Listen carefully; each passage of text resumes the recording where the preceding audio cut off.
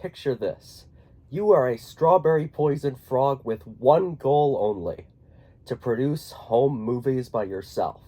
And you are also a massive Disney Cars fan and a total slave to commercialism, to the point where everything you buy must have the Disney Cars logo on it, or you will not buy it. Hello everybody, welcome to another episode of Weird Products, the show where we take a look at some of the weirdest Cars products to ever grace the internet. I am your guest host, Calypso Poison Frog, having graciously been given the opportunity by Ty to host one of these episodes of Guest Host Week, and he has actually, it was actually his idea for me to do a Weird Products episode, and I am so excited! Alright, and yes, today's Weird Products episode will be one based on weird Cars tech products. So things like microphones and televisions, well, not televisions, but other stuff like CD players, DVD players, cameras, that kind of stuff. All from the perspective of me, who wants to use these things to make a home movie. And we are going to try to do just that. So without further ado, let's get started. Before we get started on our home movie, we're going to need some inspiration for things like cinematography and story structure and stuff like that. And the best way to get that is to watch some existing movies first. Now, normally I would say we could use the iconic Lightning McQueen television set, but unfortunately that's already been covered in Weird Products Game Edition, so unfortunately that's off limits to us. But thankfully there is another way of watching movies on Cars merchandise, and that's the Cars Portable DVD Player. This thing is cursed. McQueen is completely squished and his eyes are way too far apart. You know, I've always wondered what Spin-Out McQueen would look like without the tires on his eyes, and now I know, and I wish I didn't. With this, you can take McQueen's squished body and open it up from the middle, where he'll become a portable DVD player which we could use to watch some movies and get that much-needed inspiration. And yes, there is a Cars 2 variant for those of you who prefer the World Grand Prix design, as well as for those of you who are put off by the pupils being so far apart, because thankfully they fixed that here. There are also some more normal-looking portable DVD players with Cars designs, but these look pretty cheap to me. I know that some portable DVD players do have the ability to rotate the screen around, but something about that screen looks pretty flimsy in my opinion. But for those of you who already have a TV and just need a DVD player, there is one. The Ramone one. I know that Ty has already showed this one in his short, but I mean, come on. I can't just let this slip past me. Why is the only Cars non-portable DVD player a Ramone one? What does Ramone have to do with DVDs? Or movies? Or media in general? He paints. He doesn't make or watch media. At least not that we see. I just cannot wrap my head around this one. But this is definitely the best DVD player. Absolutely, without doubt, no question, no thought, this is definitely, of all the Cars DVD players that they've ever made, the best one. The fact that I can't comprehend why they even made it pushes it into a legendary status that very few objects in this world ever come close to achieving. If I saw this in a store just like Ty did in his short, I would get it without a moment of hesitation. I really need this in my life. Okay, so now we've watched a movie, we've got some inspiration, we're almost ready to go, but we're not quite ready yet, because we need to listen to some music. Personally, I like to make sure that all of my projects have original music in them, and I need to show my composer what type of music I'm going for, and what better way to show them that than through a Cars CD player? There's actually a lot of these. There's this little portable one, there's this one that looks like a tire, there's this one, there's this one with karaoke microphones. And for those of you that want ones that look like Lightning McQueen, we've got this one, and funnily enough, that first radio is one that I actually own. I got it right here. It's this big McQueen radio. The tires fold out as the speakers, and the back comes out as like a little, it's heavy. It's like a little handle.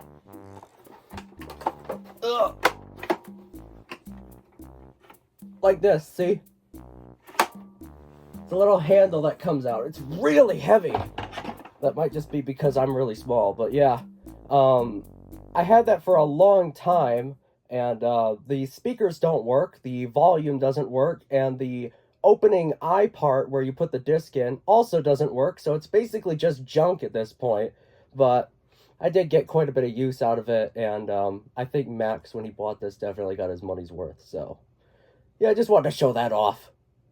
Now that we've got our inspiration and our composer knows what we want, I think we're ready to get started on our home movie. Now, the first thing we're going to need is a camera, but there is absolutely no shortage of Cars-themed cameras to pick from. What is this? What is this? Are these toy cameras?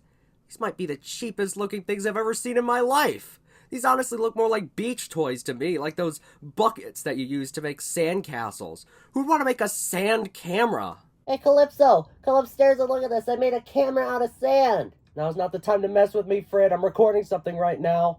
But I really did make a camera out of sand. I'll see it when I get done, okay? Okay. This is later. He actually did make a camera out of sand. What in the world? In terms of cameras that are actually real, as I mentioned, there are a lot to choose from. There's this one from the Disney Store's Building Character Collection, which claims to be portable, easy, and fun. All necessary qualities needed for a good camera. There's also this one with a bunch of Cars-themed frames included for some reason. I'm not quite sure what those are for. Are those like for the pictures? Probably. There's this one with a McQueen molded into it, this one, and this one, which is proudly sponsored by the Racing Sports Network. The problem is that all of these are just photo cameras. They don't take videos, so they have no use to me. Now this is what I'm talking about. This is a Cars 2 camcorder, which comes with a 1.5-inch preview screen. That's huge! And it also comes with a built-in image and video editing software. Oh my gosh, now this is perfect. This means we can edit our movie right on the camera without an external editing software. We could just look at that 1.5-inch screen and we could do all the editing right there. That is, unless the photo editing software is just for editing the photos and not the videos. I mean, it does say it is photo editing and video software, so that could be interpreted as you can't edit the videos, but you can edit the photos. But the box wouldn't lie to me like that, would it? Would it? No! There's also a couple other digital cameras that have the same software included, which is pretty epic. This one even has a bonus CD with some included snapshots. Ooh. Now, while these camcorders seem to be perfect for the job, there is one thing that they seem to lack, and that is a microphone. It does not mention anywhere on any of the boxes that a built-in microphone is included, and if that's the case, that is a real problem. But hey, getting a separate microphone would probably be for the best, because if these did have microphones built in, they might be super cheap, like the one that's on my headphones. Here's what they sound like for those of you that are curious. And although we could use the microphones that were on that one CD player, there's also plenty of other individual Cars-themed microphones to choose from, like this one, this cheap and fake-looking one, this one with a big stand included, very useful, and this one that looks even cheaper and faker-looking than the cheap and fake-looking one. I mean, come on! Actually, yeah, I think this is just straight up a bootleg. That box and those light sound and battery logos on the side are giving me big bootleg energy. I probably should have cut this out of the video. Let's just push this off to the side back where it came from. So now we've got our camera and we've got our mic. We are ready to film this thing. And once we're done filming, then all we have to do is get a computer so that we can edit the film and then upload it online. But unfortunately, as far and wide as I looked online, I wasn't actually able to find a Cars-themed computer. I was able to find this, a Disney-themed computer, which is another product that I actually have lying around somewhere, but I can't find it right now, and Xylia said it was buried under a bunch of junk, so we're probably not going to get to see that in person.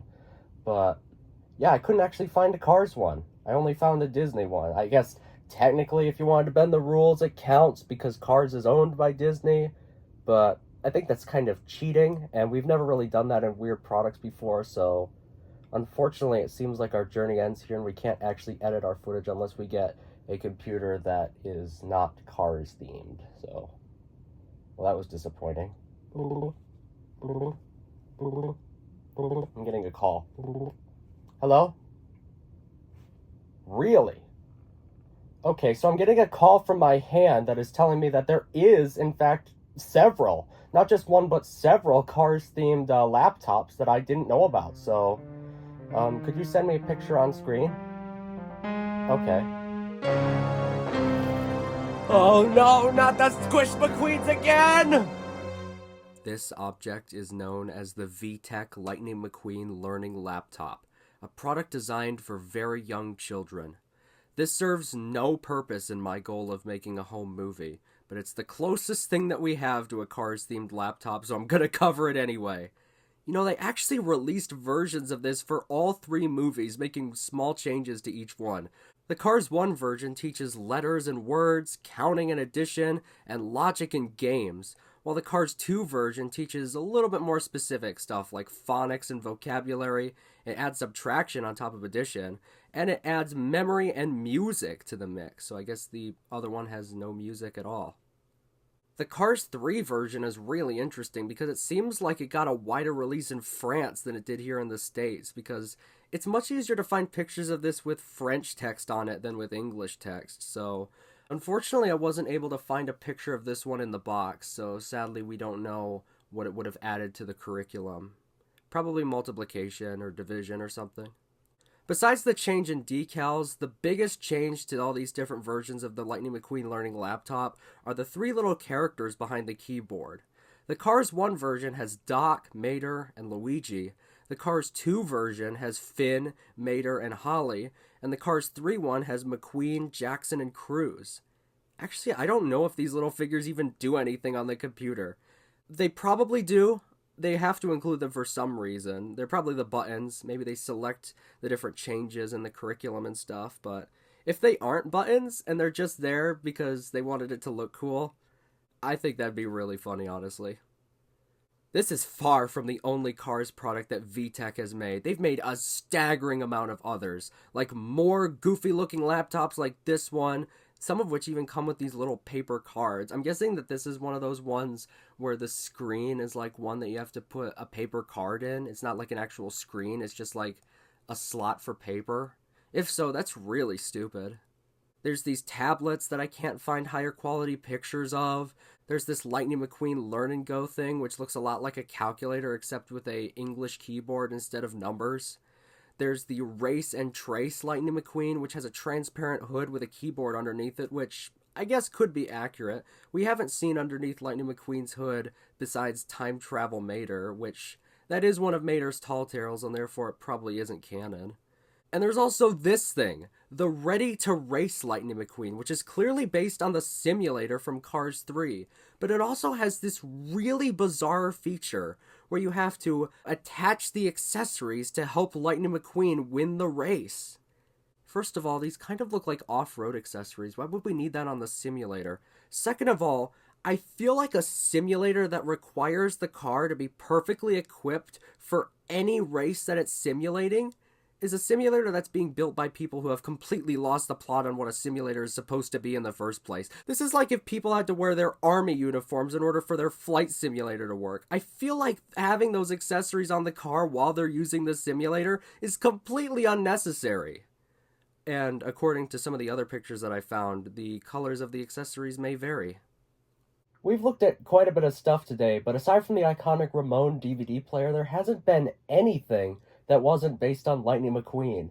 I mean, I know why, because he's the main character and all, but there's gotta be at least some weird technology merchandise of some kind that isn't based off Lightning McQueen.